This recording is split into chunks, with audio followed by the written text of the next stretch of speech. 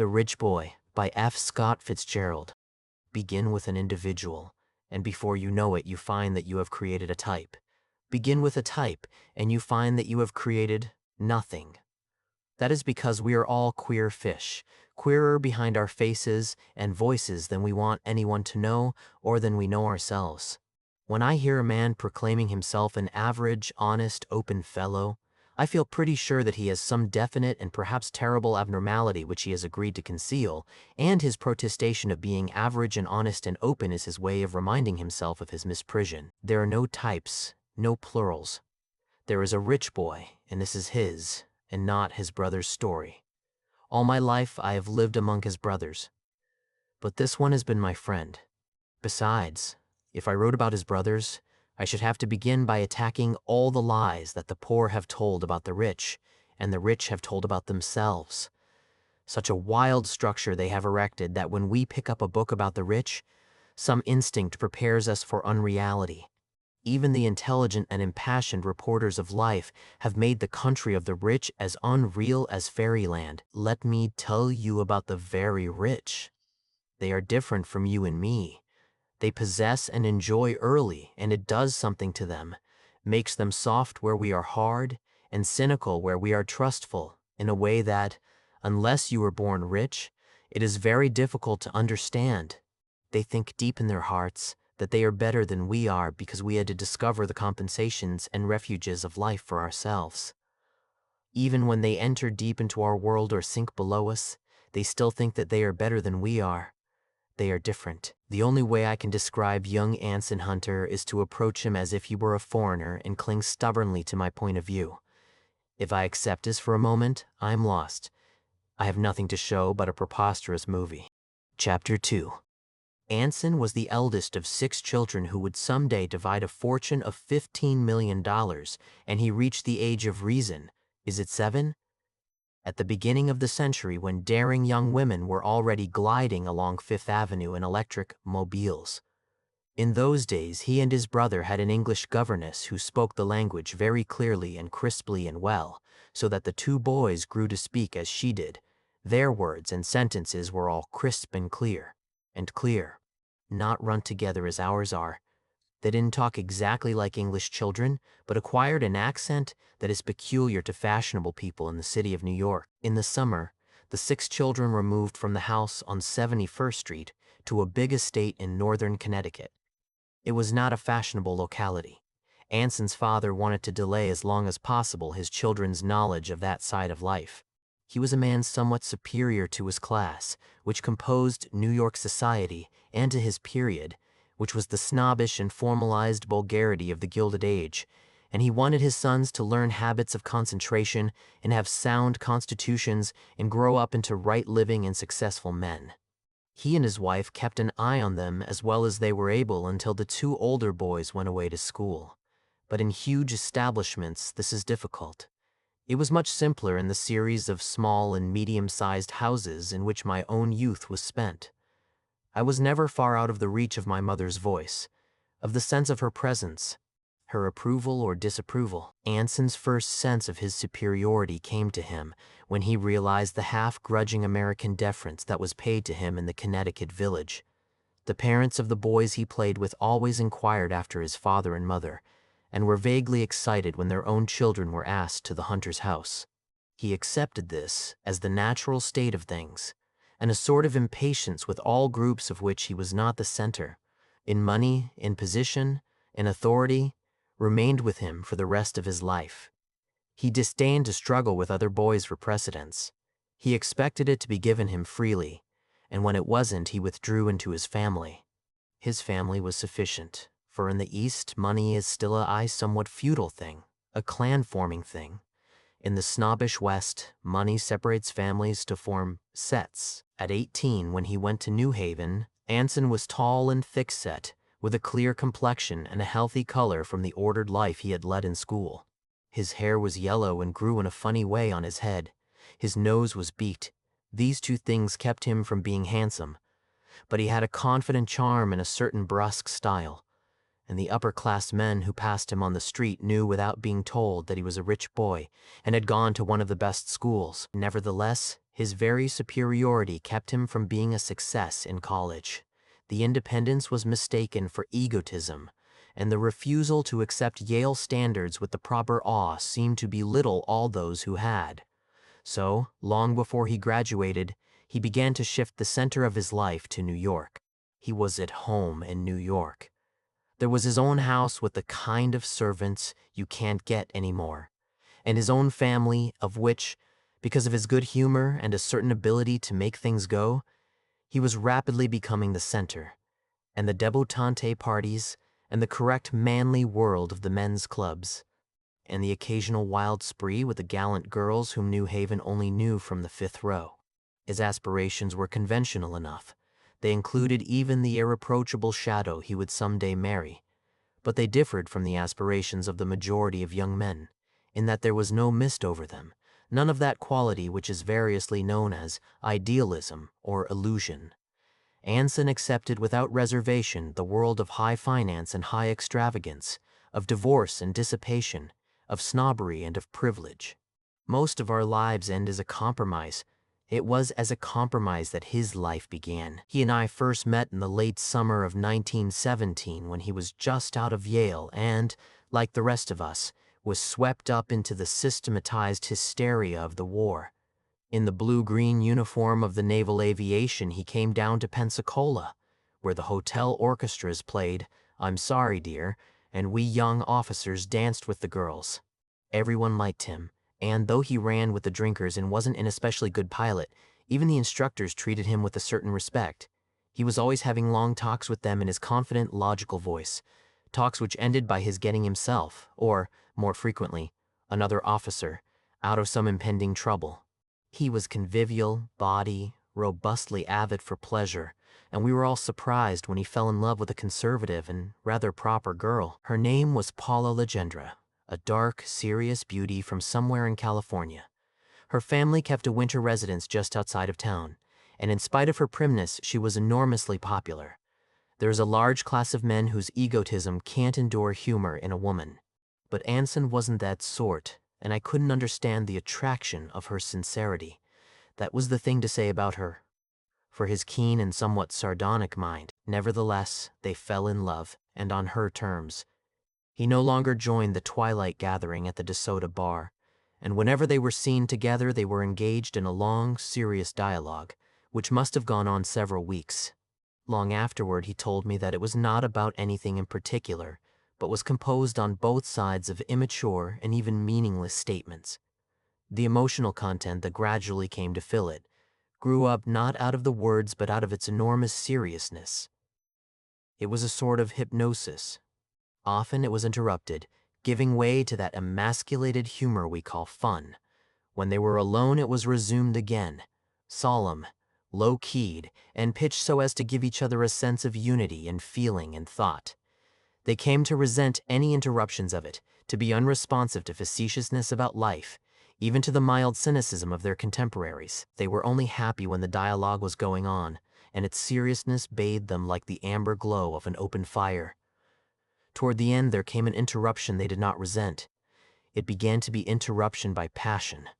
Oddly enough, Anson was as engrossed in the dialogue as she was, and as profoundly affected by it, yet at the same time aware that on his side much was insincere, and on hers much was merely simple. At first, too, he despised her emotional simplicity as well, but with his love her nature deepened and blossomed, and he could despise it no longer. He felt that if he could enter into Paula's warm, safe life he would be happy. The long preparation of the dialogue removed any constraint. He taught her some of what he had learned from more adventurous women, and she responded with a rapt, holy intensity. One evening after a dance they agreed to marry, and he wrote a long letter about her to his mother. The next day Paula told him that she was rich, that she had a personal fortune of nearly $1 million. Chapter 3. It was exactly as if they could say, "Neither of us has anything, we shall be poor together," just as delightful that they should be rich instead. It gave them the same communion of adventure. Yet when Anson got leave in April, and Paula and her mother accompanied him north, she was impressed with the standing of his family in New York and with the scale on which they lived. Alone with Anson for the first time in the rooms where he had played as a boy, she was filled with a comfortable emotion, as though she were preeminently safe and taken care of. The pictures of Anson in the skullcap at his first school, of Anson on horseback with the sweetheart of a mysterious forgotten summer, of Anson in a gay group of ushers and bridesmaid at a wedding, made her jealous of his life apart from her in the past. And so completely did his authoritative person seem to sum up and typify these possessions of his, that she was inspired with the idea of being married immediately and returning to Pensacola as his wife. But an immediate marriage wasn't discussed. Even the engagement was to be secret until after the war. When she realized that only 2 days of his leave remained, her dissatisfaction crystallized in the intention of making him as unwilling to wait as she was. They were driving to the country for dinner, and she determined to force the issue that night. Now, a cousin of Paula's was staying with them at the Ritz, a severe, bitter girl who loved Paula but was somewhat jealous of her impressive engagement, and as Paula was late in dressing, the cousin, who wasn't going to the party, received Anson in the parlor of the suite. Anson had met friends at 5 o'clock and drunk freely and indiscreetly with them for an hour. He left the Yale Club at a proper time, and his mother's chauffeur drove him to the Ritz, but his usual capacity was not in evidence, and the impact of the steam-heated sitting room made him suddenly dizzy. He knew it, and he was both amused and sorry. Paula's cousin was 25, but she was exceptionally naive, and at first failed to realize what was up. She had never met Anson before, and she was surprised when he mumbled strange information and nearly fell off his chair. But until Paula appeared, it didn't occur to her that what she had taken for the odor of a dry-cleaned uniform was really whiskey. But Paula understood as soon as she appeared. Her only thought was to get Anson away before her mother saw him. And at the look in her eyes, the cousin understood too. When Paula and Anson descended to the limousine, they found 2 men inside, both asleep. They were the men with whom he had been drinking at the Yale Club, and they were also going to the party. He had entirely forgotten their presence in the car. On the way to Hempstead, they awoke and sang. Some of the songs were rough, and though Paula tried to reconcile herself to the fact that Anson had few verbal inhibitions, her lips tightened with shame and distaste. Back at the hotel, the cousin, confused and agitated, considered the incident, and then walked into Mrs. Legendre's bedroom, saying, "Isn't he funny?" "Who is funny?" "Why, Mr. Hunter. He seemed so funny." Mrs. Legendre looked at her sharply. "How is he funny?" "Why, he said he was French. I didn't know he was French. I didn't know he was French. That's absurd. You must have misunderstood." She smiled. It was a joke. The cousin shook her head stubbornly. "No. He said he was brought up in France. He said he couldn't speak any English, and that's why he couldn't talk to me.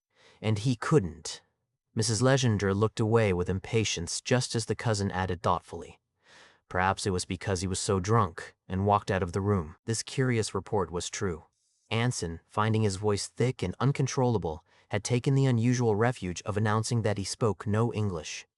Years afterward, he used to tell that part of the story, and he invariably communicated the uproarious laughter which the memory aroused in him. 5 times in the next hour, Mrs. Legendre tried to get Hempstead on the phone. When she succeeded, there was a 10-minute delay before she heard Paula's voice on the wire. "Cousin Joe told me Anson was intoxicated." "Oh, no." "Oh, yes. Cousin Joe says he was intoxicated. He told her he was French and fell off his chair and behaved as if he was very intoxicated. I don't want you to come home with him." "Mother, he's all right. Please don't worry about." "But I do worry. I think it's dreadful. I want you to promise me not to come home with him." "I'll take care of it, Mother." "I don't want you to come home with him." "All right, Mother. Goodbye. Be sure now, Paula. Ask someone to bring you." Deliberately, Paula. "Ask someone to bring you." Deliberately, Paula took the receiver from her ear and hung it up. Her face was flushed with helpless annoyance. Anson was stretched asleep out in a bedroom upstairs, while the dinner party below was proceeding lamely toward conclusion. The hour's drive had sobered him somewhat. His arrival was merely hilarious, and Paula hoped that the evening was not spoiled after all, but 2 imprudent cocktails before dinner completed the disaster. He talked boisterously and somewhat offensively to the party at large for 15 minutes, and then slid silently under the table. Like a man in an old print, But, unlike an old print, it was rather horrible without being at all quaint. None of the young girls present remarked upon the incident. It seemed to merit only silence. His uncle and 2 other men carried him upstairs, and it was just after this that Paula was called to the phone. An hour later, Anson awoke in a fog of nervous agony, through which he perceived after a moment the figure of his Uncle Robert standing by the door. "I said, are you better?" "What? Do you feel better, old man?" "Terrible," said Anson. "I'm going to try you on another bromo seltzer. If you can hold it down, it'll do you good to sleep." With an effort, Anson slid his legs from the bed and stood up. "I'm all right," he said dully. "Take it easy. I thin if you gave me a glass brandy I could go downstairs." "Oh no." "Yes, that's the only thin. I'm all right now. I suppose I'm in Dutch Dow there. They know you're a little under the weather," said his uncle deprecatingly. "But don't worry about it. Schuyler didn't even get here. He passed away in the locker room over at the Lynx, indifferent to any opinion, except Paula's." Anson was nevertheless determined to save the debris of the evening, but when after a cold bath he made his appearance most of the party had already left. Paula got up immediately to go home. In the limousine the old serious dialogue began. She had known that he drank, she admitted, but she had never expected anything like this. It seemed to her that perhaps they were not suited to each other after all. Their ideas about life were too different, and so forth. When she finished speaking, Anson spoke in turn, very soberly. Then Paula said she'd have to think it over. She wouldn't decide tonight. She was not angry, but she was terribly sorry. Nor would she let him come into the hotel with her, but just before she got out of the car she leaned and kissed him unhappily on the cheek. The next afternoon Anson had a long talk with Mrs. Legendre while Paula sat listening in silence. It was agreed that Paula was to brood over the incident for a proper period, and then, if mother and daughter thought it best, they would follow Anson to Pensacola. On his part he apologized with sincerity and dignity. That was all. With every card in her hand, Mrs. Legendre was unable to establish any advantage over him. He made no promises, showed no humility, only delivered a few serious comments on life which brought him off with rather a moral superiority at the end. When they came south 3 weeks later, neither Anson in his satisfaction nor Paula in her relief at the reunion realized that the psychological moment had passed forever. Chapter 4. He dominated and attracted her, and at the same time filled her with anxiety. Confused by his mixture of solidity and self-indulgence, of sentiment and cynicism, incongruities which her gentle mind was unable to resolve, Paula grew to think of him as 2 alternating personalities. When she saw him alone, or at a formal party, or with his casual inferiors, she felt a tremendous pride in his strong, attractive presence, the paternal, understanding stature of his mind. In other company, she became uneasy when what had been a fine imperviousness to mere gentility showed its other face. The other face was gross, humorous, reckless of everything but pleasure. It startled her mind temporarily away from him, even led her into a short covert experiment with an old beau. But it was no use. After 4 months of Anson's enveloping vitality, there was an anemic pallor in all other men. In July he was ordered abroad, and their tenderness and desire reached a crescendo. Paula considered a last-minute marriage, decided against it only because there were always cocktails on his breath now, but the parting itself made her physically ill with grief. After his departure she wrote him long letters of regret for the days of love they had missed by waiting. In August, Anson's plane slipped down into the North Sea. He was pulled onto a destroyer after a night in the water and sent to hospital with pneumonia. The armistice was signed before he was finally sent home. Then, with every opportunity given back to them, with no material obstacle to overcome, the secret weavings of their temperaments came between them, drying up their kisses and their tears, making their voices less loud to one another, muffling the intimate chatter of their hearts, until the old communication was only possible by letters, from far away. One afternoon a society reporter waited for 2 hours in the Hunter's house for a confirmation of their engagement. Anson denied it. Nevertheless, an early issue carried the report as a leading paragraph. They were constantly seen together at Southampton, Hot Springs, and Tuxedo Park. But the serious dialogue had turned a corner into a long-sustained quarrel, and the affair was almost played out. Anson got drunk flagrantly and missed an engagement with her, whereupon Paula made certain behavioristic demands. His despair was helpless before his pride and his knowledge of himself. The engagement was definitely broken. "Dearest," said their letters now, "dearest, dearest, when I wake up in the middle of the night and realize that after all, it was not to be, I feel that I want to die. I can't go on living anymore. Perhaps when we meet this summer we may talk things over and decide differently. We were so excited and sad that day, and I don't feel that I can live all my life without you. You speak of other people. Don't you know there are no other people for me, but only you?" But as Paula drifted here and there around the East, she would sometimes mention her gaieties to make him wonder. Anson was too acute to wonder. When he saw a man's name in her letters, he felt more sure of her, and a little disdainful. He was always superior to such things. But he still hoped that they would someday marry. Meanwhile, he plunged vigorously into all the movement and glitter of post-bellum New York, entering a brokerage house, joining half a dozen clubs, dancing late, and moving in 3 worlds. His own world, the world of young Yale graduates, and that section of the half-world which rests one end on Broadway. But there was always a thorough and infractable 8 hours devoted to his work in Wall Street, where the combination of his influential family connection, his sharp intelligence, and his abundance of sheer physical energy brought him almost immediately forward. He had one of those invaluable minds with partitions in it. Sometimes he appeared at his office refreshed by less than an hour's sleep, but such occurrences were rare. So early as 1920, his income in salary and commissions exceeded $12,000. As the Yale tradition slipped into the past, he became more and more of a popular figure among his classmates in New York, more popular than he had ever been in college.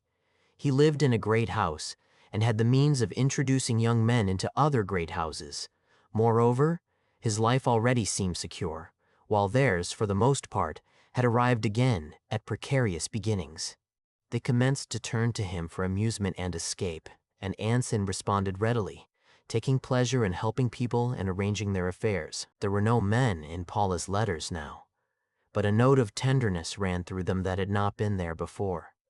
From several sources he heard that she had a heavy beau, Lowell Thayer, a Bostonian of wealth and position, and though he was sure she still loved him, it made him uneasy to think that he might lose her after all.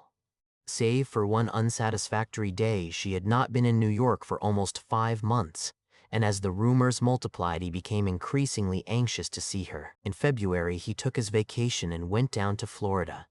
Palm Beach sprawled plump and opulent between the sparkling sapphire of Lake Worth, flawed here and there by houseboats at anchor, and the great turquoise bar of the Atlantic Ocean. The huge bulks of the breakers and the Royal Poinciana rose as twin paunches from the bright level of the sand, and around them clustered the Dancing Glade, Bradley's House of Chance, and a dozen modistes and milliners with goods at triple prices from New York. Upon the trellised veranda of the breakers, 200 women stepped right, stepped left, wheeled, and slid in that then celebrated calisthenic known as the double shuffle, while in half-time to the music, 2,000 bracelets clicked up and down on 200 arms. At the Everglades Club after dark, Paula and Lowell Thayer and Anson and a casual fourth played bridge with hot cards. It seemed to Anson that her kind, serious face was wan and tired. She had been around now for 4, 5 years. He had known her for 3. 2 spades. Cigarette? Oh, I beg your pardon. By me. I'll double 3 spades. There were a dozen tables of bridge in the room, which was filling up with smoke. Anson's eyes met Paula's, held them persistently even when Thayer's glance fell between them. "What was bid?" he asked abstractedly. "Rows of Washington Square," sang the young people in the corners. "I'm withering there in basement air." The smoke banked like fog, and the opening of a door filled the room with blown swirls of ectoplasm. Little bright eyes streaked past the tables seeking Mr. Conan Doyle among the Englishmen who were posing as Englishmen about the lobby. You could cut it with a knife. Cut it with a knife. A knife. At the end of the rubber, Paula suddenly got up and spoke to Anson in a tense, low voice. With scarcely a glance at Lowell Thayer, they walked out the door and descended a long flight of stone steps. In a moment they were walking hand in hand along the moonlit beach. "Darling, darling." They embraced recklessly, passionately, in a shadow. Then Paula drew back her face to let his lips say what she wanted to hear. She could feel the words forming as they kissed again. Again she broke away, listening. But as he pulled her close once more, she realized that he had said nothing. Only darling, darling, darling, in that deep sad whisper that always made her cry. Humbly, obediently, her emotions yielded to him, and the tears streamed down her face, but her heart kept on crying. "Ask me, oh Anson, dearest, ask me, Paula, Paula." The words wrung her heart like hands, and Anson, feeling her tremble, knew that emotion was enough. He need say no more, commit their destinies to no practical enigma. Why should he, when he might hold her so, biding his own time, for another year, forever? He was considering them both, her more than himself.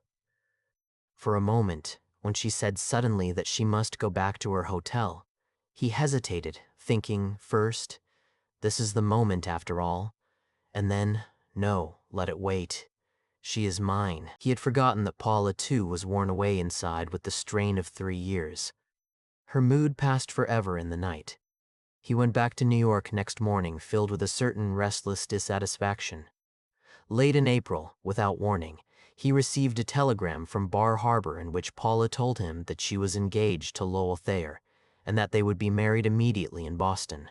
What he never really believed could happen had happened at last. Anson filled himself with whiskey that morning and, going to the office, carried on his work without a break, rather with a fear of what would happen if he stopped. In the evening he went out as usual, saying nothing of what had occurred. He was cordial, humorous, unabstracted, but one thing he could not help. For 3 days, in any place, in any company, he would suddenly bend his head into his hands and cry like a child. Chapter 5.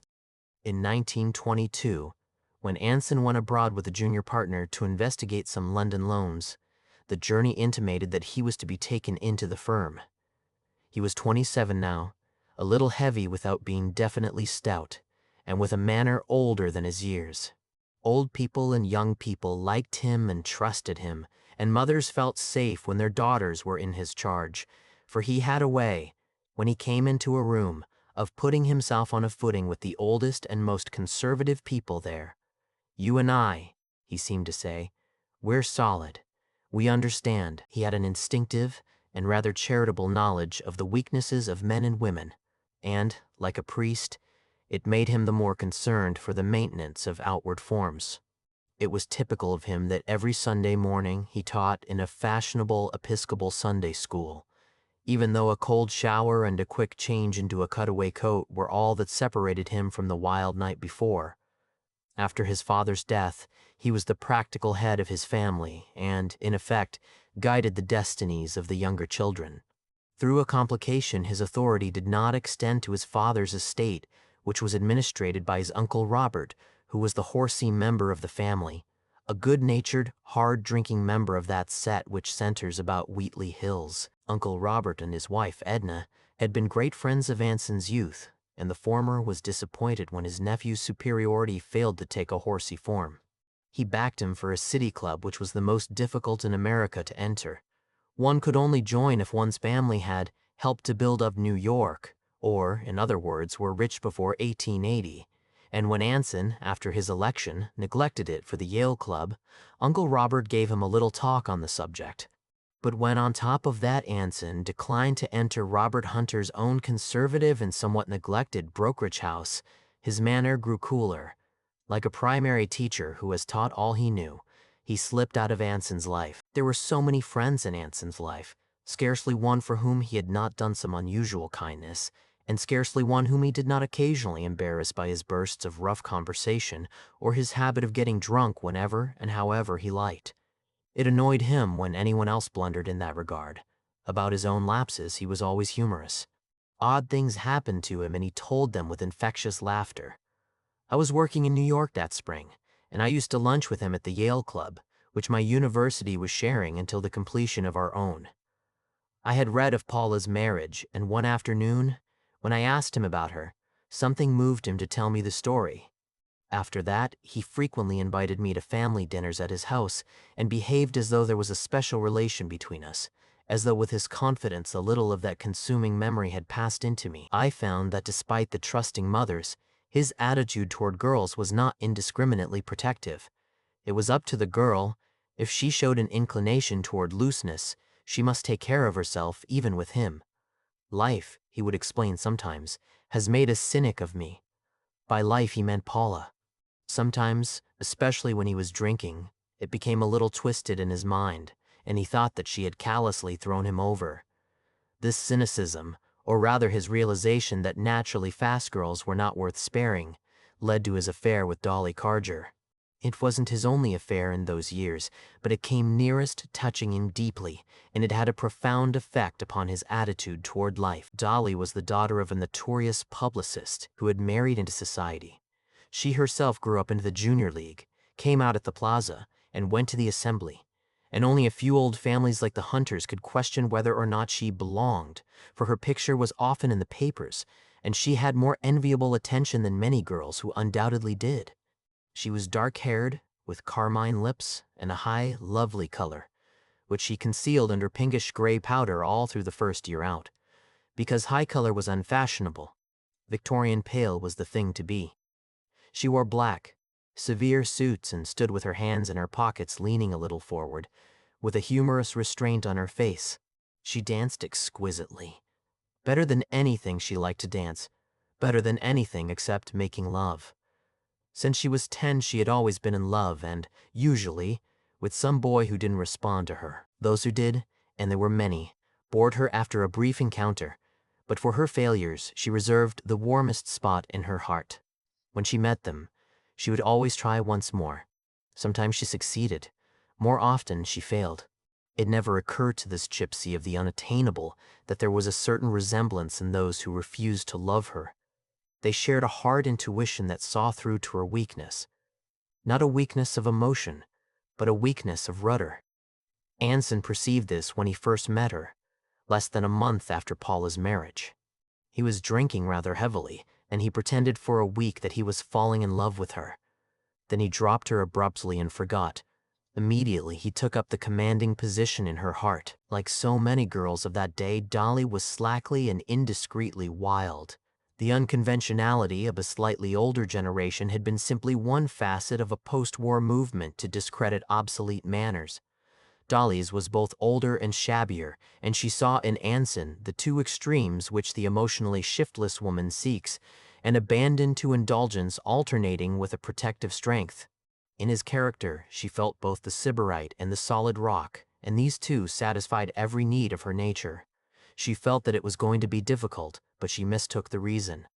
She thought that Anson and his family expected a more spectacular marriage.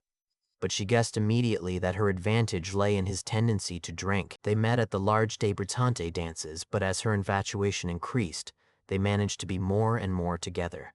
Like most mothers, Mrs. Carger believed that Anson was exceptionally reliable, so she allowed Dolly to go with him to distant country clubs and suburban houses without inquiring closely into their activities or questioning her explanations when they came in late.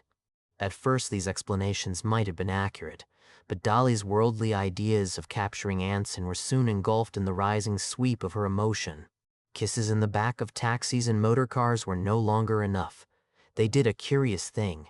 They dropped out of their world for a while and made another world just beneath it where Anson's tippling and Dolly's irregular hours would be less noticed and commented on. It was composed, this world, of varying elements. Several of Anson's Yale friends and their wives, 2 or 3 young brokers and bond salesmen, and a handful of unattached men, fresh from college, with money and a propensity to dissipation. What this world lacked in spaciousness and scale it made up for, by allowing them a liberty that it scarcely permitted itself. Moreover, it centered around them and permitted Dolly the pleasure of a faint condescension, a pleasure which Anson, whose whole life was a condescension from the certitudes of his childhood, was unable to share. He was not in love with her, and in the long, feverish winter of their affair he frequently told her so. In the spring he was weary. He wanted to renew his life at some other source. Moreover, he saw that either he must break with her now or accept the responsibility of a definite seduction.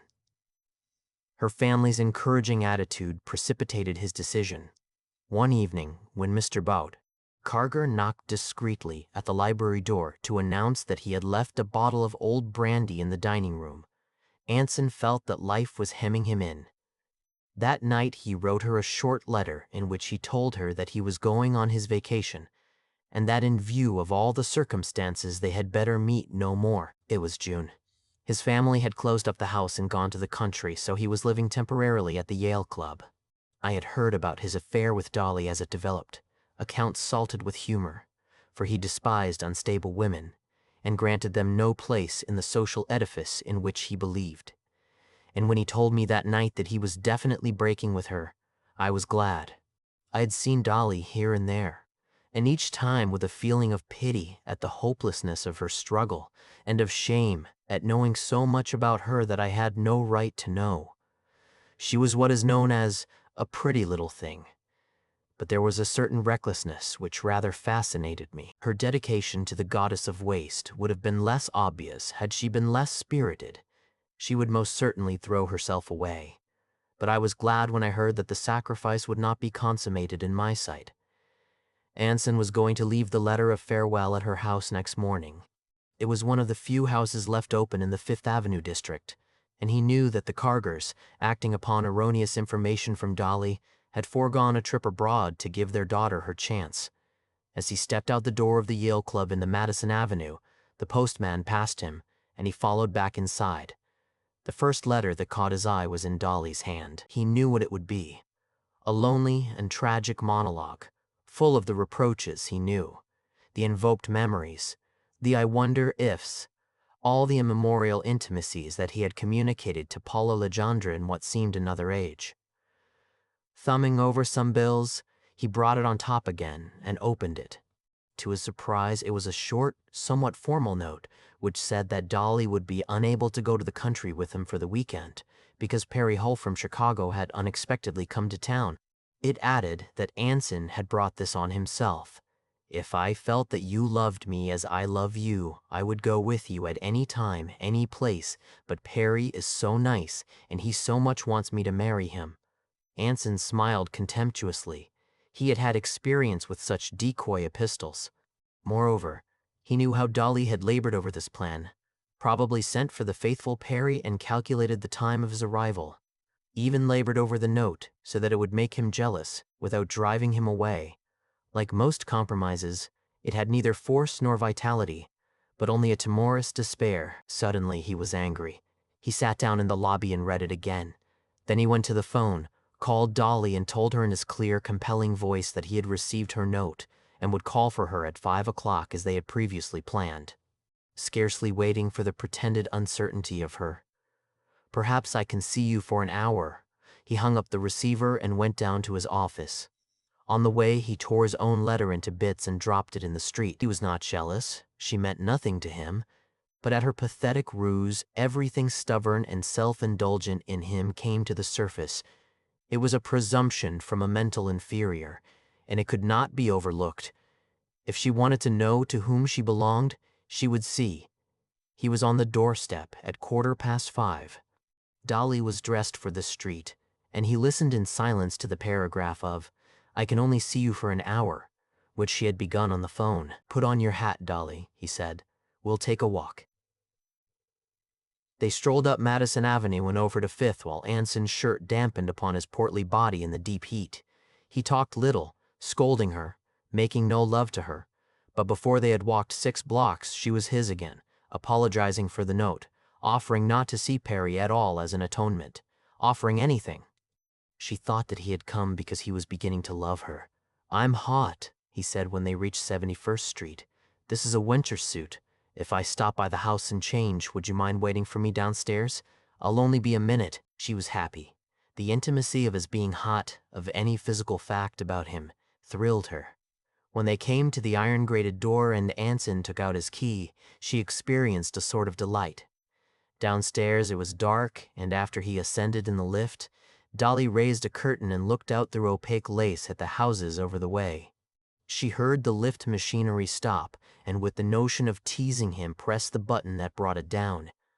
Then on what was more than an impulse, she got into it and sent it up to what she guessed was his floor. "Anson," she called, laughing a little. "Just a minute," he answered from his bedroom. Then after a brief delay, "Now you can come in." He had changed and was buttoning his vest. "This is my room," he said lightly. "How do you like it?"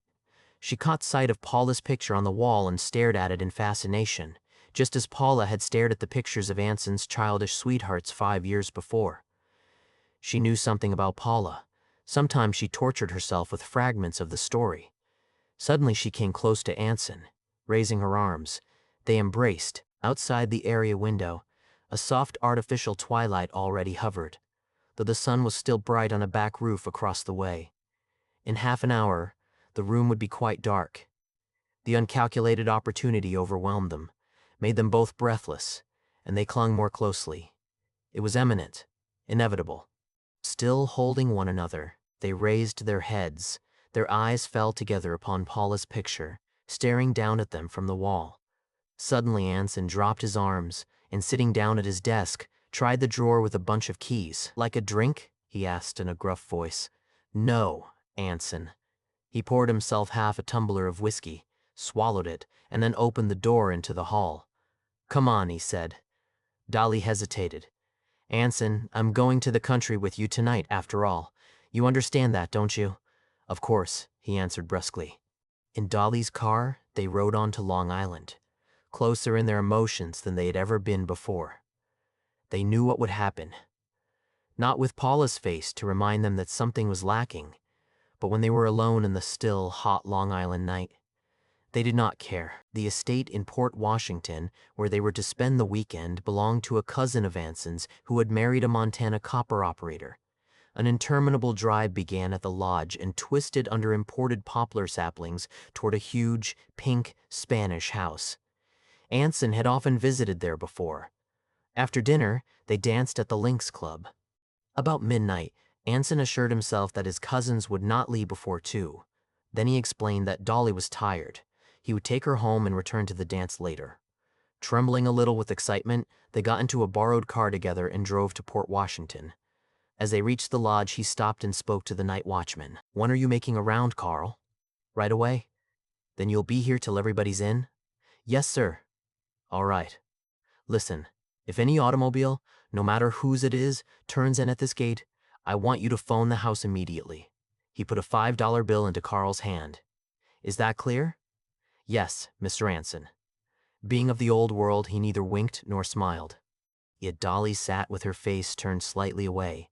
Anson had a key. Once inside, he poured a drink for both of them. Dolly left hers untouched. Then he ascertained definitely the location of the phone, and found that it was within easy hearing distance of their rooms, both of which were on the first floor. 5 minutes later, he knocked at the door of Dolly's room. "Anson?" He went in, closing the door behind him. She was in bed, leaning up anxiously with elbows on the pillow. Sitting beside her, he took her in his arms. "Anson, darling." He didn't answer. "Anson, I love you. Say you love me. Say it now. Anson, I love you. Say you love me. Say it now. Can't you say it now?" "Even if you don't mean it." He did not listen. Over her head, he perceived that the picture of Paula was hanging here upon this wall. He got up and went close to it. The frame gleamed faintly with thrice reflected moonlight. Within was a blurred shadow of a face that he saw he did not know. Almost sobbing, he turned around and stared with abomination at the little figure on the bed. "This is all foolishness," he said thickly. "I don't know what I was thinking about. I don't love you, and you'd better wait for somebody that loves you. I don't love you a bit. Can't you understand?" His voice broke, and he went hurriedly out.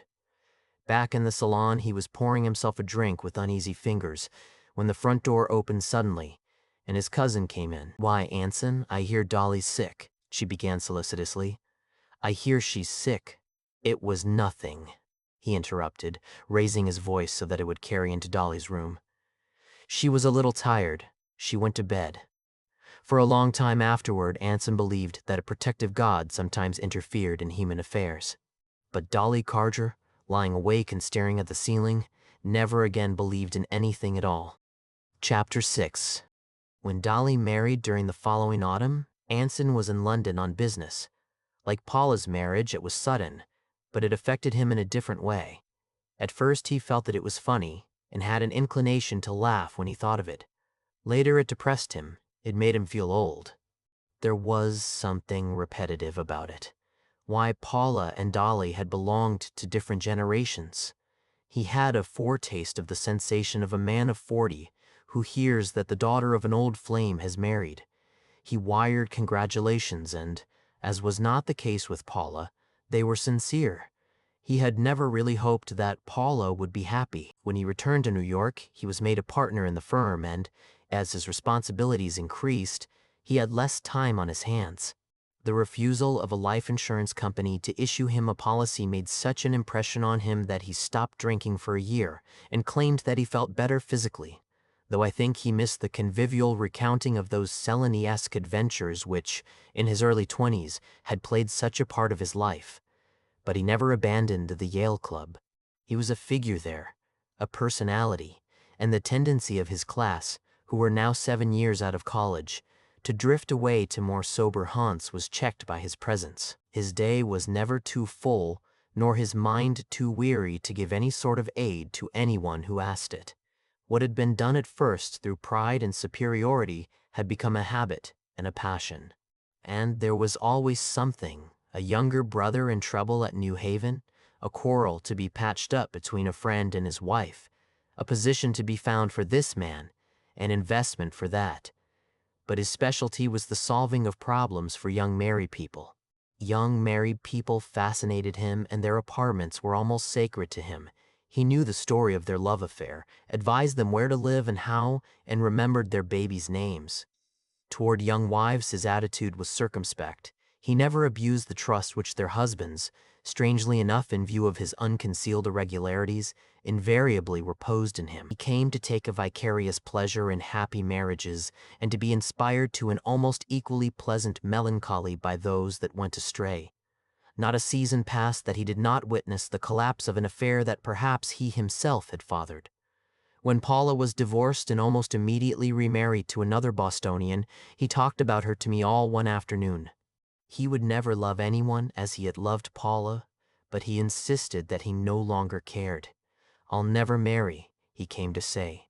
"I've seen too much of it, and I know a happy marriage is a very rare thing. Besides, I'm too old." But he did believe in marriage.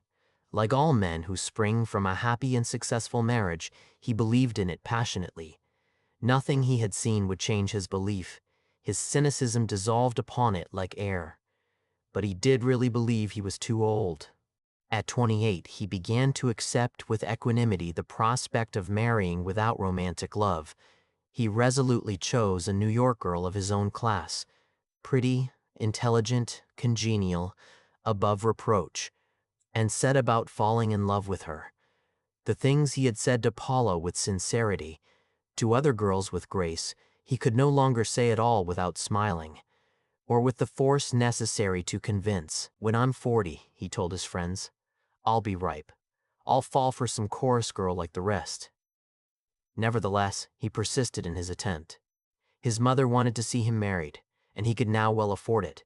He had a seat on the stock exchange, and his earned income came to $25,000 a year. The idea was agreeable. When his friends, he spent most of his time with the set he and Dolly had evolved, closed themselves in behind domestic doors at night, he no longer rejoiced in his freedom. He even wondered if he should have married Dolly. Not even Paula had loved him more, and he was learning the rarity, in a single life, of encountering true emotion. Just as this mood began to creep over him, a disquieting story reached his ear. His Aunt Edna, a woman just this side of 40, was carrying on an open intrigue with a dissolute, hard-drinking young man named Carey Sloane.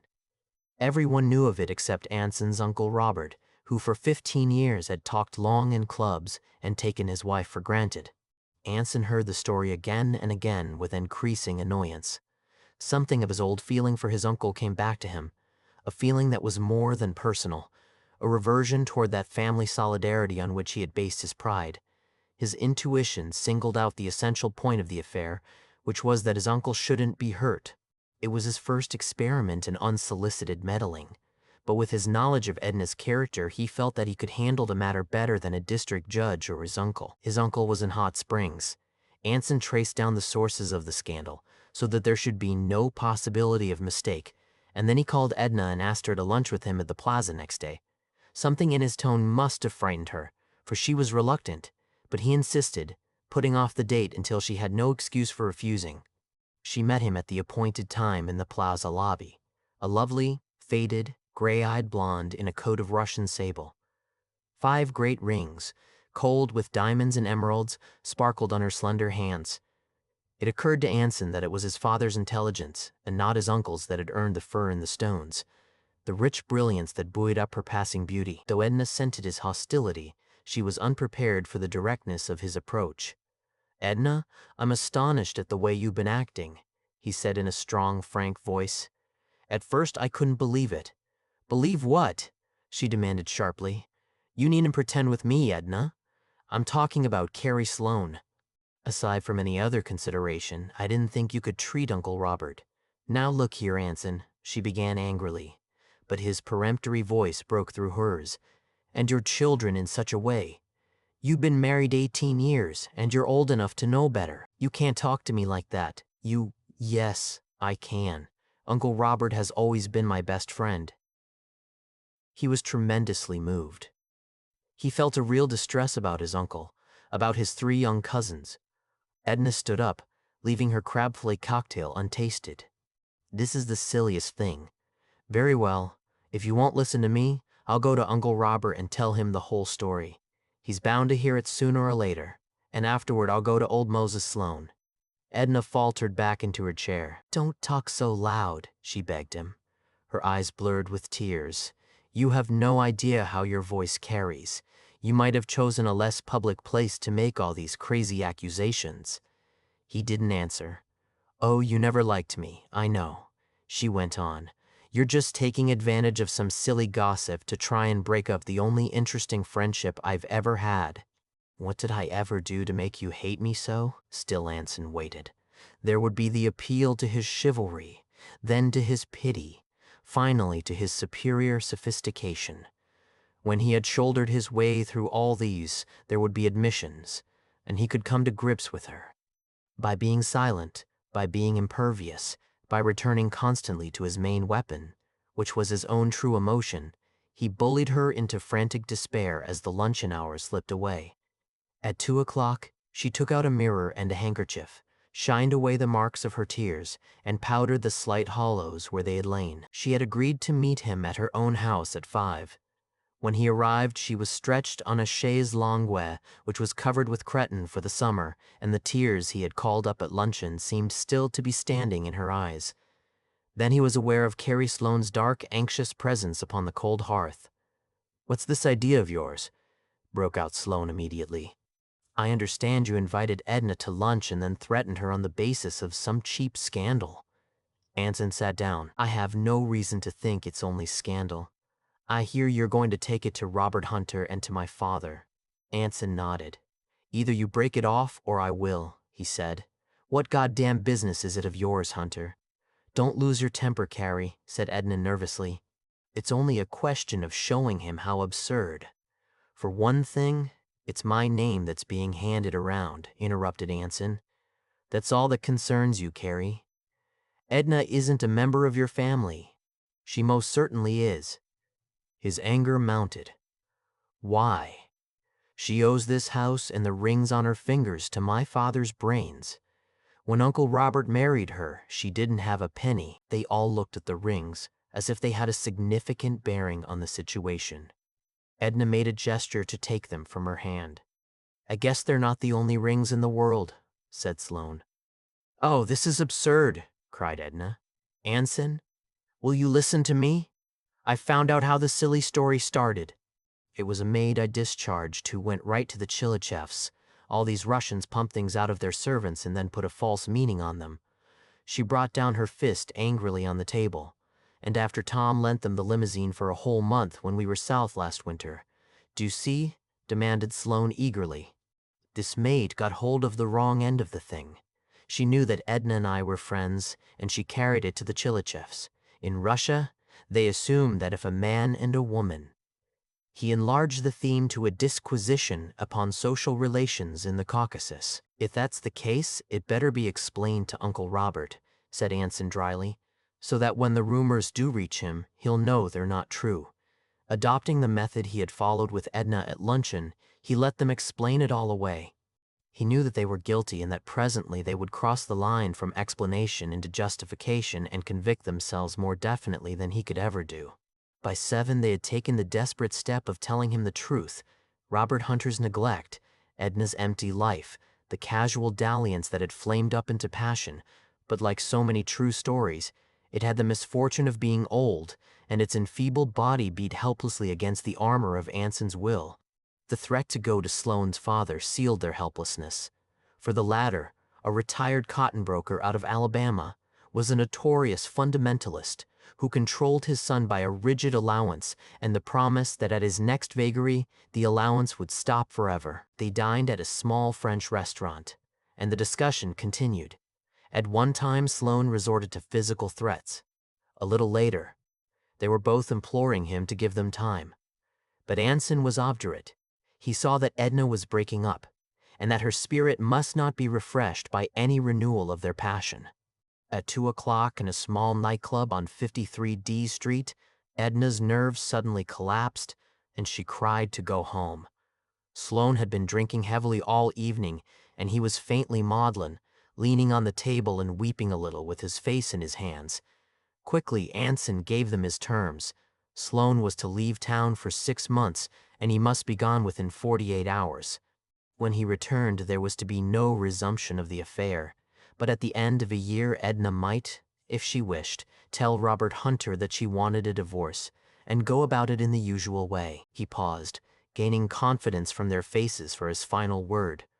Or there's another thing you can do, he said slowly. If Edna wants to leave her children, there's nothing I can do to prevent your running off together. I want to go home, cried Edna again. Oh, haven't you done enough to us for one day? Outside it was dark, save for a blurred glow from 6th Avenue down the street. In that light, those two who had been lovers looked for the last time into each other's tragic faces, realizing that between them there was not enough youth and strength to avert their eternal parting. Sloane walked suddenly off down the street, and Anson tapped a dozing taxi driver on the arm. It was almost 4. There was a patient flow of cleaning water along the ghostly pavement of 5th Avenue, and the shadows of 2 night women flitted over the dark facade of St. Thomas's Church. Then the desolate shrubbery of Central Park where Anson had often played as a child, and the mounting numbers, significant as names, of the marching streets. This was his city, he thought, where his name had flourished through 5 generations. No change could alter the permanence of its place here, for change itself was the essential substratum by which he and those of his name identified themselves with the spirit of New York, resourcefulness and a powerful will. For his threats in weaker hands would have been less than nothing, had beaten the gathering dust from his uncle's name, from the name of his family, from even this shivering figure that sat beside him in the car. Carrie Sloane's body was found next morning on the lower shelf of a pillar of Queensboro Bridge. In the darkness and in his excitement, he had thought that it was the water flowing black beneath him, but in less than a second it made no possible difference, unless he had planned to think one last thought of Edna and call out her name as he struggled feebly in the water. Chapter 7. Anson never blamed himself for his part in this affair. The situation which brought it about had not been of his making, but the just suffer with the unjust, and he found that his oldest and somehow his most precious friendship was over. He never knew what distorted story Edna told, but he was welcome in his uncle's house no longer. Just before Christmas, Mrs. Mahler's. Hunter retired to a select Episcopal heaven, and Anson became the responsible head of his family. An unmarried aunt who had lived with them for years ran the house, and attempted with helpless inefficiency to chaperone the younger girls. All the children were less self-reliant than Anson, more conventional both in their virtues and in their shortcomings. Mrs. Braperole. Hunter's death had postponed the death of one daughter and the wedding of another. Also, it had taken something deeply material from all of them, for with her passing, the quiet, expensive superiority of the Hunters came to an end. For one thing, the estate, considerably diminished by 2 inheritance taxes, and soon to be divided among 6 children, was not a notable fortune anymore. Anson saw a tendency in his youngest sisters to speak rather respectfully of families that hadn't existed 20 years ago. His own feeling of precedence was not echoed in them. Sometimes they were conventionally snobbish, that was all. For another thing, this was the last summer they would spend on the Connecticut estate. The clamor against it was too loud.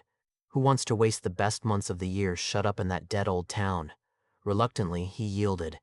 The house would go into the market in the fall, and next summer they would rent a smaller place in Westchester County. It was a step down from the expensive simplicity of his father's idea, and, while he sympathized with the revolt, it also annoyed him. During his mother's lifetime, he had gone up there at least every other weekend, even in the gayest summers. Yet he himself was part of this change, and a strong instinct for life had turned him in his 20s from the hollow obsequies of that abortive leisure class. He did not see this clearly. He still felt that there was a norm, a standard of society. But there was no norm, a standard of society. But there was no norm. It was doubtful if there had ever been a true norm in New York. The few who still paid and fought to enter a particular set succeeded only to find that as a society it scarcely functioned. Or, what was more alarming, that the bohemia from which they fled sat above them at table. At 29, Anson's chief concern was his own growing loneliness. He was sure now that he would never marry. The number of weddings at which he had officiated as best man or usher was past all counting. There was a drawer at home that bulged with the official neckties of this or that wedding party, neckties standing for romances that had not endured a year, for couples who had passed completely from his life. Scarf pins, gold pencils, cuff buttons. Presents from a generation of grooms had passed through his jewel box and been lost, and with every ceremony he was less and less able to imagine himself in the groom's place. Under his hearty goodwill toward all those marriages there was despair about his own, and as he neared 30 he became not a little depressed at the inroads that marriage, especially lately, had made upon his friendships. Groups of people had a disconcerting tendency to dissolve and disappear. The men from his own college, and it was upon them he had expended the most time and affection, were the most elusive of all. Most of them were drawn deep into domesticity.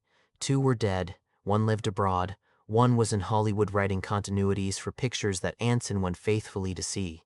Most of them, however, were permanent commuters with an intricate family life centering around some suburban country club, and it was from these that he felt his estrangement most keenly. In the early days of their married life they had all needed him. He gave them advice about their slim finances. He exercised their doubts about the advisability of bringing a baby into 2 rooms and a bath. Especially he stood for the great world outside. But now their financial troubles were in the past, and the fearfully expected child had evolved into an absorbing family. They were always glad to see old Anson, but they dressed up for him and tried to impress him with their present importance and kept their troubles to themselves. They needed him no longer. A few weeks before his 30th birthday, the last of his early and intimate friends was married. Anson acted in his usual role of best man, gave his usual silver tea service, and went down to the usual Homeric to say goodbye. It was a hot Friday afternoon in May, and as he walked from the pier he realized that Saturday closing had begun, and he was free until Monday morning. Go where? He asked himself. The Yale Club, of course. Bridge until dinner, then 4 or 5 raw cocktails in somebody's room, and a pleasant, confused evening. He regretted that this afternoon's groom wouldn't be along. They had always been able to cram so much into such nights. They knew how to attach women and how to get rid of them, how much consideration any girl deserved from their intelligent hedonism. A party was an adjusted thing. You took certain girls to certain places and spent just so much on their amusement. You drank a little, not much, more than you ought to drink, and at a certain time in the morning you stood up and said you were going home. You avoided college boys, sponges, future engagements, fights, sentiment, and indiscretions. That was the way it was done. All the rest was dissipation. In the morning, you were never violently sorry. You made no resolutions. But if you had overdone it and your heart was slightly out of order, you went on the wagon for a few days without saying anything about it, and waited until an accumulation of nervous boredom projected you into another party. The lobby of the Yale Club was unpopulated. In the bar, 3 very young alumni looked up at him, momentarily and without curiosity. "Hello there, Oscar," he said to the bartender. "Mr. Cahill been around this afternoon?" "Mr. Cahill's gone to New Haven." "Oh, that's so? Gone to the ball game. Lot of men gone up." Anson looked once again into the lobby, considered for a moment, and then walked out and over to Fifth Avenue. From the broad window of one of his clubs, one that he had scarcely visited in 5 years, a gray man with watery eyes stared down at him. Anson looked quickly away. That figure sitting in vacant resignation, in supercilious solitude, depressed him. He stopped and, retracing his steps, started over 47th Street toward Teak Warden's apartment. Teak and his wife had once been his most familiar friends. It was a household where he and Dolly Carger had been used to go in the days of their affair. But Teak had taken to drink, and his wife had remarked publicly that Anson was a bad influence on him. The remark reached Anson in an exaggerated form. When it was finally cleared up, the delicate spell of intimacy was broken, never to be renewed. "Is Mr. Warden at home?" he inquired. "They've gone to the country."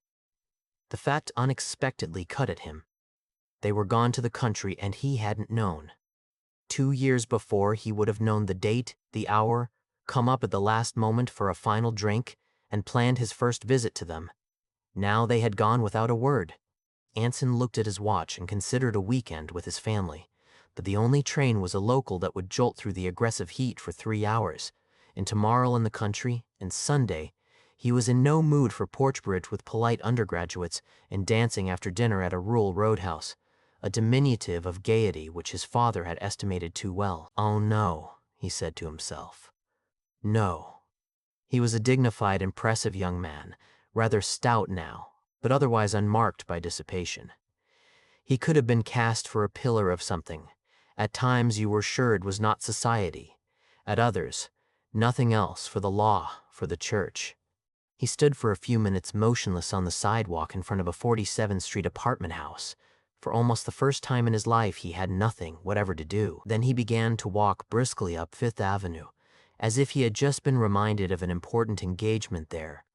The necessity of dissimulation is one of the few characteristics that we share with dogs, and I think of Anson on that day as some well-bred specimen who had been disappointed at a familiar back door.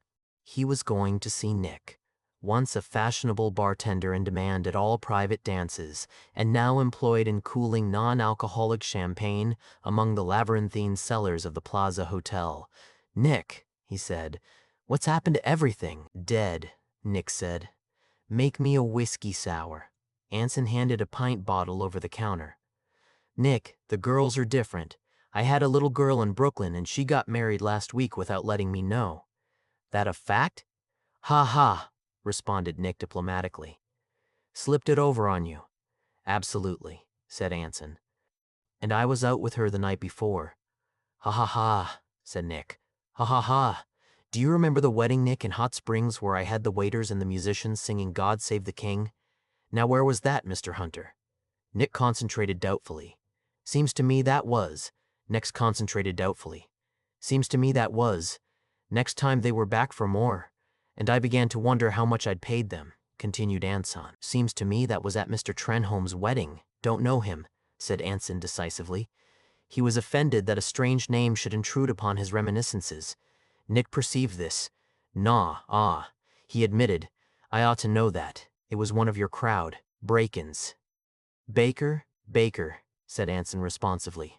"They put me in a hearse after it was over and covered me up with flowers and drove me away."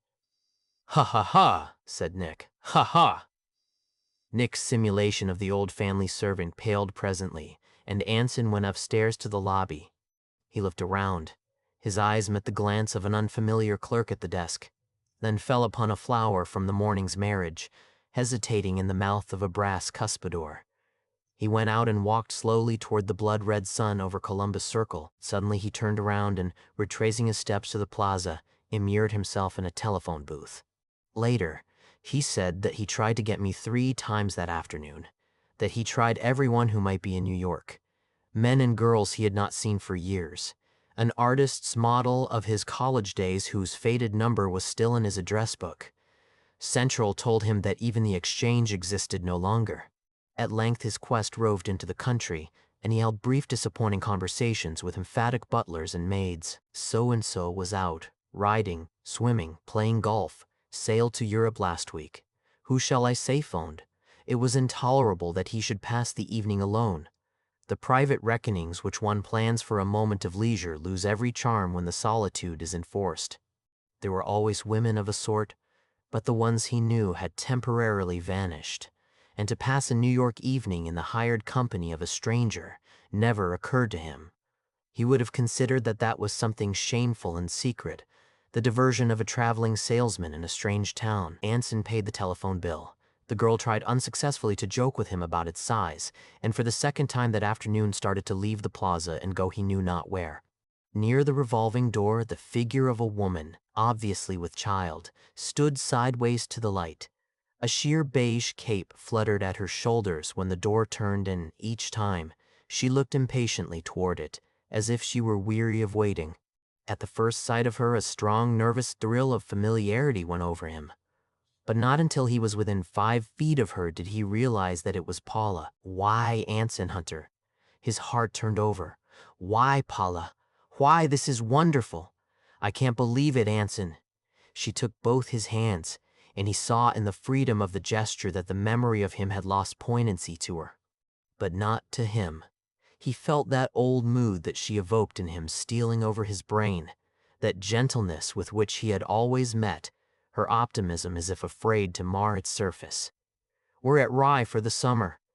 Pete had to come east on business. You know, of course, I'm Mrs. Peter Haggerty now, so we brought the children and took a house. You've got to come out and see us. Can I? He asked directly. When? When you like. Here's Pete. The revolving door functioned, giving up a fine, tall man of 30 with a tanned face and a trim mustache. His immaculate fitness made a sharp contrast with Anson's increasing bulk, which was obvious under the faintly tight cutaway coat. You oughtn't to be standing, said Haggerty to his wife. Let's sit down here. He indicated lobby chairs. But Paula hesitated. I've got to go right home, she said. Anson, why don't you come out and have dinner with us tonight? We're just getting settled, but if you can stand that. Haggerty confirmed the invitation cordially. Come out for the night. Their car waited in front of the hotel, and Paula, with a tired gesture, sank back against silk cushions in the corner. There's so much I want to talk to you about, she said. It seems hopeless. I want to hear about you. Well, she smiled at Haggerty. That would take a long time, too. I have 3 children by my first marriage. The oldest is 5, then 4, then 3. She smiled again. I didn't waste much time having them, did I? Boys? A boy and 2 girls. Then a lot of things happened, and I got a divorce in Paris a year ago and married Pete. That's all. Except that I'm awfully happy. In Rye, they drove up to a large house near the beach club, from which there issued presently 3 dark, slim children who broke from an English governess and approached them with an esoteric cry. Abstractedly and with difficulty, Paula took each one into her arms, a caress which they accepted stiffly, as they had evidently been told not to bump into Mummy. Even against their fresh faces, Paula's skin showed scarcely any weariness. For all her physical languor, she seemed younger than when he had last seen her at Palm Beach 7 years ago. At dinner, she was preoccupied, and afterward, during the homage to the radio, she lay with closed eyes on the sofa, until Anson wondered if his presence at this time were not an intrusion. But at 9 o'clock, when Haggerty rose and said pleasantly that he was going to leave them by themselves for a while, she began to talk slowly about herself and the past. My first baby, she said. The one we call Darling, the biggest little girl. I wanted to die when I knew I was going to have her, because Lowell was like a stranger to me. It didn't seem as though she could be my own. I wrote you a letter and tore it up. "Oh, you were so bad to me, Anson." It was the dialogue again, rising and falling. Anson felt a sudden quickening of memory. "Weren't you engaged once?" she asked. "A girl named Dolly something?" "I wasn't ever engaged. I tried to be engaged, but I never loved anybody but you, Paula." "Oh," she said. Then after a moment, "This baby is the first one I ever really wanted. You see, I'm in love now, at last." He didn't answer, shocked at the treachery of her remembrance. She must have seen that the "at last" bruised him, for she continued, "I was infatuated with you, Anson. You could make me do anything you liked, but we wouldn't have been happy. I'm not smart enough for you. I don't like things to be complicated like you do." She paused. "You'll never settle down," she said. The phrase struck at him from behind. It was an accusation that of all accusations he had never merited. "I could settle down if women were different," he said. "If I didn't understand so much about them. If women didn't spoil you for other women. If they had only a little pride. If I could go to sleep for a while and wake up into a home that was really mine. Why, that's what I'm made for, Paula. That's what women have seen in me and liked in me. It's only that I can't get through the preliminaries anymore." Haggerty came in a little before 11. After a whiskey, Paula stood up and announced that she was going to bed. She went over and stood by her husband. "Where did you go, dearest?" she demanded. "I had a drink with Ed Saunders. I was worried. I thought maybe you'd run away." She rested her head against his coat. "He's sweet, isn't he, Anson?" she demanded. "Absolutely," said Anson, laughing. She raised her face to her husband. "Well, I'm ready," she said. She turned to Anson. "Do you want to see our family gymnastics stunt?" "Yes," he said in an interested voice. "All right, here we go." Haggerty picked her up easily in his arms. "This is called the family acrobatic stunt," said Paula. "He carries me upstairs. Isn't it sweet of him?" "Yes," said Anson. Haggerty bent his head slightly until his face touched Paula's. "And I love him," she said. "I've just been telling you, haven't I, Anson?" "Yes," he said. "I've just been telling you, haven't I, Anson?" "Yes." "He's the dearest thing that ever lived in this world. Aren't you, darling? Well, good night. Here we go. Isn't he strong?" "Yes," Anson said. "You'll find a pair of Pete's pajamas laid out for you. Sweet dreams. See you at breakfast." "Yes," Anson said. Chapter 8. The older members of the firm insisted that Anson should go abroad for the summer. He had scarcely had a vacation in 7 years, they said. He was stale and needed a change. Anson resisted. "If I go," he declared, "I won't come back anymore." "That's absurd, old man. You'll be back in 3 months with all this depression gone." "Fit as ever, old man. You'll be back in 3 months with all this depression gone." "Fit as ever. No." He shook his head stubbornly. "If I stop, I won't go back to work. If I stop, that means I've given up. I'm through. We'll take a chance on that. Stay 6 months if you like. We're not afraid you'll leave us. Why, you'd be miserable if you didn't work." They arranged his passage for him. They liked Anson. Everyone liked Anson, and the change that had been coming over him cast a sort of pall over the office. The enthusiasm that had invariably signaled up business, the consideration toward his equals and his inferiors, the lift of his vital presence. Within the past 4 months, his intense nervousness had melted down these qualities into the fussy pessimism of a man of 40. On every transaction in which he was involved, he acted as a drag and a strain. "If I go, I'll never come back," he said. 3 days before he sailed, Paula Legendra Haggerty died in childbirth. I was with him a great deal then, for we were crossing together. But for the first time in our friendship, he told me not a word of how he felt. Nor did I see the slightest sign of emotion. His chief preoccupation was with the fact that he was 30 years old. He would turn the conversation to the point where he could remind you of it and then fall silent, as if he assumed that the statement would start a chain of thought sufficient to itself. Like his partners, I was amazed at the change in him, and I was glad when the Paris moved off into the wet space between the worlds, leaving his principality behind. "How about a drink?" he suggested. We walked into the bar with that defiant feeling that characterizes the day of departure and ordered 4 martinis. After one cocktail, a change came over him. He suddenly reached across and slapped my knee with the first joviality I had seen him exhibit for months. "Did you see that girl in the red tam?" he demanded. "The one with the high color who had the 2 police dogs down to bid her goodbye?" "She's pretty," I agreed. "I looked her up in the purser's office and found out that she's alone. I'm going down to see the steward in a few minutes. We'll have dinner with her tonight." After a while, he left me, and within an hour, he was walking up and down the deck with her, talking to her in his strong, clear voice. Her red tam was a bright spot of color against the steel-green sea, and from time to time she looked up with a flashing bob of her head and smiled with amusement and interest and anticipation. At dinner we had champagne and were very joyous. Afterward, Anson ran the pool with infectious gusto, and several people who had seen me with them asked me his name. He and the girl were talking and laughing together on a lounge in the bar when I went to bed. I saw less of him on the trip than I had hoped. He wanted to arrange a foursome, but there was no one available, so I saw him only at meals. Sometimes, though, he would have a cocktail in the bar, and he told me about the girl in the red tam and his adventures with her, making them all bizarre and amusing, as he had a way of doing, and I was glad that he was himself again, or at least the self that I knew, and with which I felt at home. I don't think he was ever happy unless someone was in love with him, responding to him like filings to a magnet, helping him to explain himself, promising him something. What it was, I do not know. Perhaps they promised that there would always be women in the world who would spend their brightest, freshest, rarest hours to nurse and protect that superiority he cherished in his heart. Thank you for listening to this production from Triple Impact Studio. Let us know what you'd like to hear next.